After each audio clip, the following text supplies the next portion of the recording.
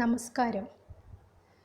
ഈ പ്രസൻറ്റേഷനിൽ interior design and decoration ട്രേഡിലെ ലൈറ്റിംഗ് എന്ന പാഠഭാഗത്തിൻ്റെ തുടർച്ചയായ മൂന്നാമത്തെ ടോപ്പിക്കാണ് ഉൾപ്പെടുത്തിയിരിക്കുന്നത്.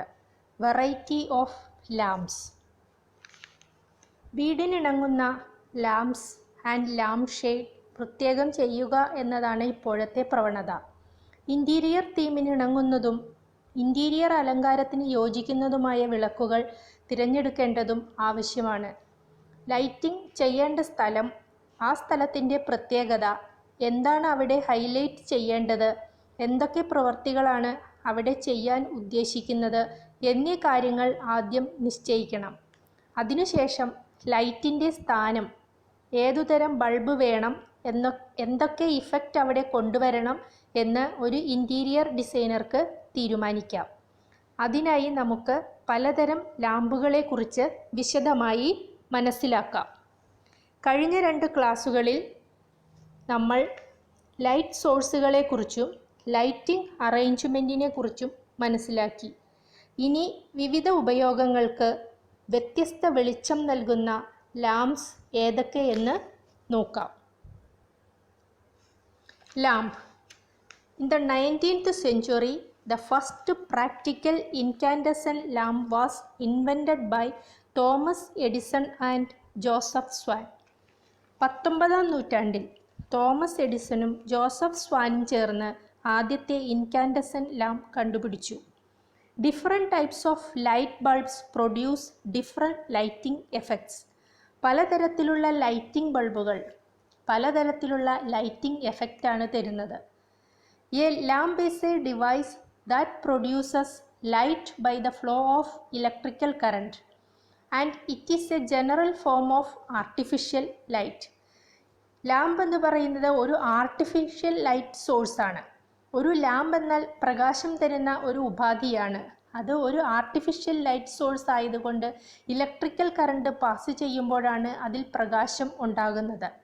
These lamps differ in their operating principle, material used and importantly their energy efficiency. ഓരോ ലാമ്പും ഉണ്ടാക്കിയിരിക്കുന്ന പ്രിൻസിപ്പിൾ വ്യത്യാസമായിരിക്കും. അത് ഉണ്ടാക്കിയിരിക്കുന്ന മെറ്റീരിയൽസും വ്യത്യാസമായിരിക്കും. അതിനനുസരിച്ച് ഓരോ ലാമ്പുകളും ഓരോ എഫിഷ്യൻസിയാണ് നമുക്ക് തരുന്നത്. പലതരം ലാമ്പുകളെ പരിചയപ്പെടാം. Incandescent lamps, tungsten halogen lamps, fluorescent lamps, compact fluorescent lamps, mercury vapour lamps, metal halide lamps, high pressure sodium vapour lamps, low pressure sodium vapour lamps. Incandescent lamps. These incandescent bulbs are available in broad range of sizes and voltages.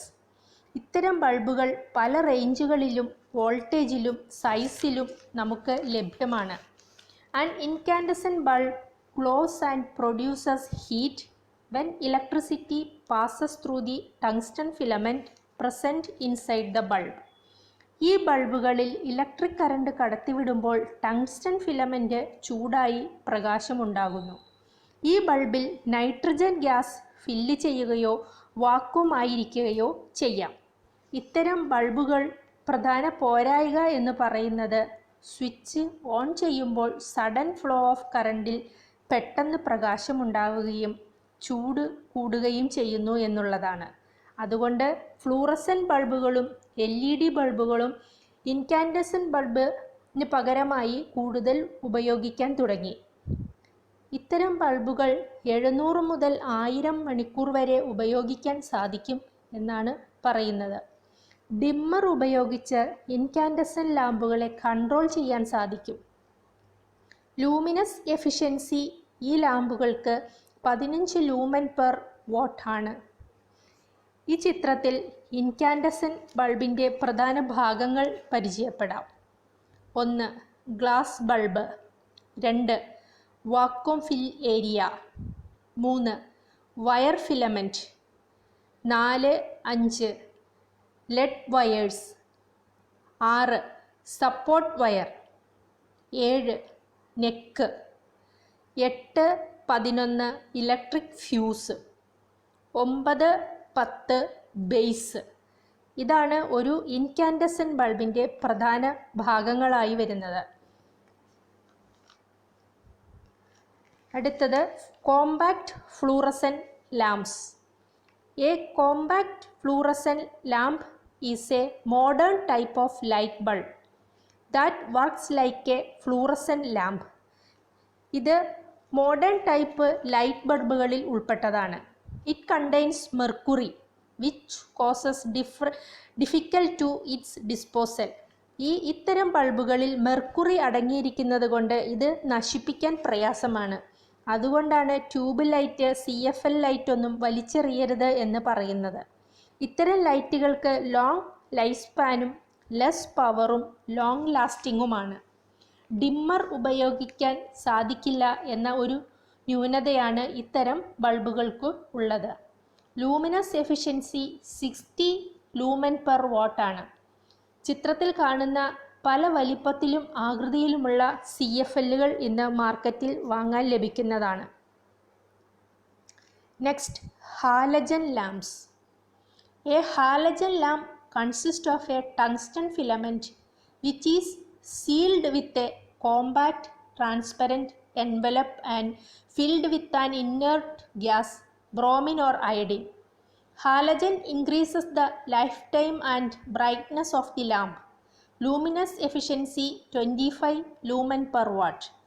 ഇത്തരം ലാമ്പിൽ ഒരു tungsten filament ഉണ്ടായിരിക്കും. ഇതിൽ halogen gas അല്ലെങ്കിൽ inert ഗ്യാസായ iodine or bromine ആണ് ഫിൽ ചെയ്തിരിക്കുന്നത്.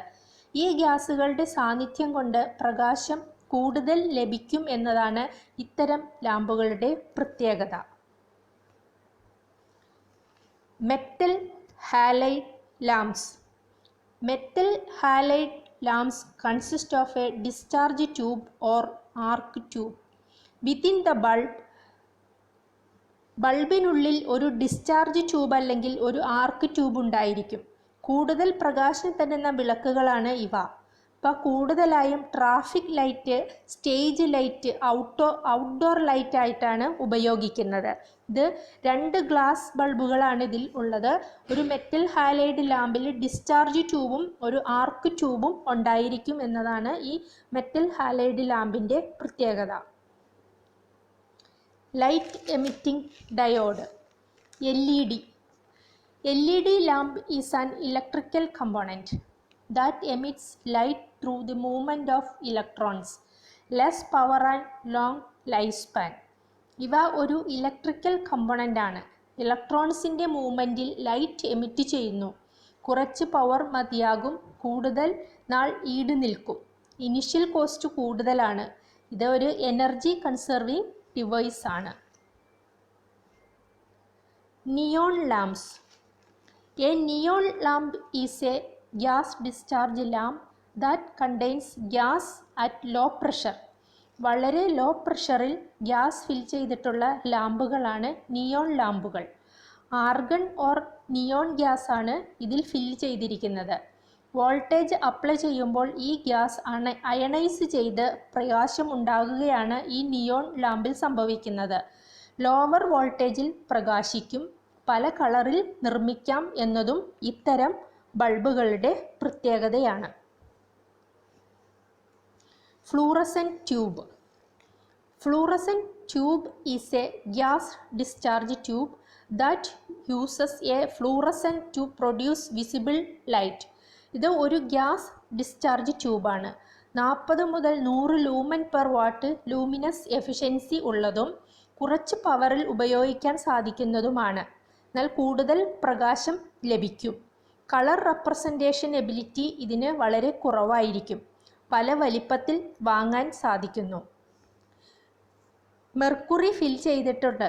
Starter ഉണ്ടായിരിക്കും എന്നതാണ് ഇതിൻ്റെ പ്രത്യേകത. Sodium vapour lamp. It is a gas discharge lamp that uses sodium in an excited state to produce light. 2 varieties are available: low pressure sodium vapor and high pressure sodium vapor lamps. Both are filled with sodium and neon gas. These lights produce monochromatic light due to the vaporization of sodium. These are used for outdoor lighting. ഇവ gas discharge ലാമ്പാണ്. Sodium neon gas ആണ് ഇതിൽ ഫിൽ ചെയ്തിരിക്കുന്നത്. Sodium vaporise ചെയ്യുമ്പോൾ ഒരു yellowish monochromatic ലൈറ്റാണ് ഈ sodium vapour ലാമ്പിൽ ഉണ്ടാകുന്നത്. ഈ ലൈറ്റ് ഔട്ട്ഡോർ ലൈറ്റിങ്ങിനാണ് കൂടുതൽ ഉപയോഗിക്കുന്നത്. അടുത്തതായി നമുക്ക് ഓരോ ആക്ടിവിറ്റീസിനും വേണ്ടുന്ന വെളിച്ചത്തിൻ്റെ അളവ് രേഖപ്പെടുത്തിയിരിക്കുന്ന ഒരു ചാർട്ട് പരിശോധിക്കാം. സാധാരണ ഒരു normal activities in the home, അതായത് ജനറൽ ലൈറ്റിങ്ങിന് 50 ലൂമിനസ് ആണ് വേണ്ടത്. എന്നാൽ ഒരു സർജറി ചെയ്യുന്നിടത്ത് 10,000 മുതൽ 50,000 വരെ ലൂമിനസ് എഫിഷ്യൻസി ഉള്ള ബൾബുകളാണ് ആവശ്യമായി വരുന്നത്. ഹോസ്പിറ്റൽ വാർഡിലാണെങ്കിൽ 5 മുതൽ 10 വരെയുള്ള എഫിഷ്യൻസി മതിയാകും. റെയിൽവേ സ്റ്റേഷനിൽ 5 മുതൽ 10 വരെ മതിയെങ്കിൽ ഒരു ഓഡിറ്റോറിയത്തിൽ 200 മുതൽ 300 വരെ എഫിഷ്യൻസി കിട്ടുന്ന ഇലൂമിനൻസ് ആണ് വേണ്ടത്. ഈ ചാർട്ടിൽ നിന്നും ഓരോ ആക്ടിവിറ്റീസിനും വേണ്ടുന്ന വെളിച്ചം മനസ്സിലാക്കി നമുക്ക് ഓരോ ഇടങ്ങളിലേക്കും വെളിച്ചം ക്രമീകരിക്കാവുന്നതും ആണ്. ഈ പാഠഭാഗത്ത് നമ്മൾ എന്താണ് ലാമ്പ് എന്നും വിവിധ ഉപയോഗങ്ങൾക്ക് വ്യത്യസ്ത പ്രകാശം തരുന്ന പലതരം ലാമ്പുകളെക്കുറിച്ചും പഠിച്ചു. അടുത്ത പാഠഭാഗമായി വരുന്നത് ഇലക്ട്രിക്കൽ അക്സസറീസ് ആണ്.